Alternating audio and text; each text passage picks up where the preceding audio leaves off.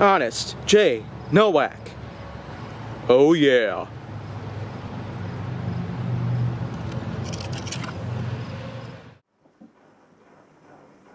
A pleasure to meet y'all at last, and welcome back to Honest J. Nowak. So today, what I've got to talk about really is the fact that sometimes, whenever we look up stuff on the internet, we try to find something that is captivating and will do anything to entertain us every single time we try to look up something on YouTube or anywhere else. On any social media platform, we expect to find something really funny. We usually try to do this just to try to avoid boredom. But most of the time out there, we encounter something known as creepypastas.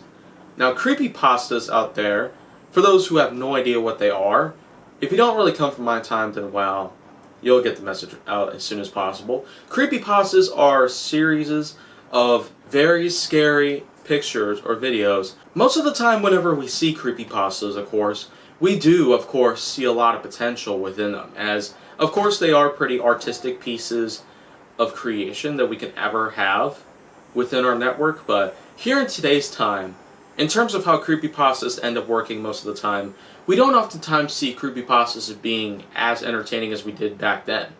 Because, of course, many of the memes, or otherwise known as, well, really popular sort of mixes out there that people try to do as spoofs or otherwise, we do oftentimes see creepypastas as really brilliant pieces of work. Of course, for people who don't really remember the Rake story, and of course there were several videos behind that throughout the early 2010s, we have seen lots of potential when it comes to these so-called creepypastas out there. And for those who remember the scary car ride video, of course that was almost a classic by now, simply because of it being years and years old. Now, of course, we mainly come to see movies like those on YouTube just to see what the scary part about it is. We usually get ourselves a good jump scare, and most of the time it makes us laugh. Some people end up crying just from seeing something like that scary. But as for me, of course, it probably will do both, to be honest. But I feel like that today, I feel like creepypastas might have some more potential than they ever do, because today's YouTube audiences are really looking forward to looking anything that they can possibly find. And I do feel sometimes that anyone out there would look up something on the internet that's scary or something that's funny. I feel like that if they put both together, then sometimes maybe it would allow them to just come across something that does have both. But most of the time the creepypastas do relate to the more creepy part of it than the funny part of it. Even though the jump scare portions of many of these videos would actually allow people to have a good laugh, just simply because it just gives a good kickstart to your heart, and I don't really see as many of them nowadays. We are mostly seeing more videos out there that are geared towards children, and mainly because the internet is really trying to become as sensitive as possible just to, keep all types of audiences captivated. I do plan to keep all my audiences as captivated with content of my own that does relate, in fact, to the ratings of rated G or rated PG type films out there. If I ever allowed myself to go any further than that, then well, it'd be official. I would have just simply wrecked my reputation tenfold. But I guess for now, the real part of the story here is that creepypastas in today's time, we're really not seeing that many of them. Even though we do occasionally see some videos that do have a bit of jump scare in them, it's mainly because of horror games. The advent of horror games has really been growing over the last decade, especially with companies like W2G or Steam.com.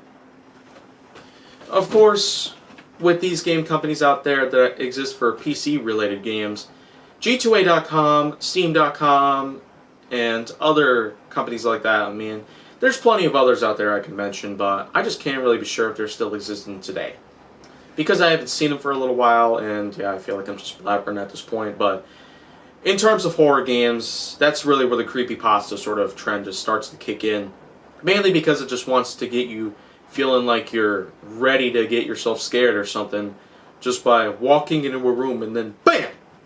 At some point, you just get scared.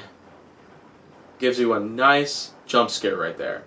Gives you a nice huge boost to your heart rate right there. And it really makes you flinch.